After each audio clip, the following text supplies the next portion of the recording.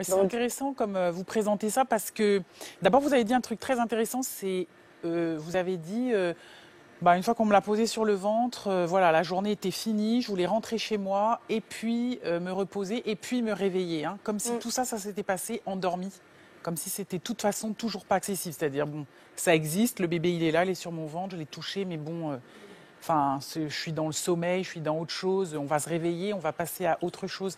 Et ce que vous dites, c'est exactement la question autour de l'instinct maternel, c'est-à-dire que si on dit que l'instinct maternel, c'est de s'occuper de son enfant, en prendre soin, le changer, l'habiller, le baigner, lui donner à manger, ben oui, cet instinct-là, il existe. Mais si la question de l'instinct maternel, c'est comment je peux, en tant que femme, moi, m'attacher à cet enfant, devenir sa mère au sens maternel du terme, c'est autre chose et c'est exactement ce que vous venez de décrire. C'est-à-dire, bien sûr, qui voit un nouveau-né s'en occupera toujours.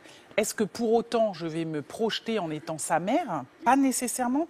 Et ça coule pas de source et ça vient pas automatiquement. Et donc, effectivement, et il n'y a pas que les femmes qui vivent des dénis de grossesse d'ailleurs qui sont dans cette situation. Et ça peut être très très surprenant.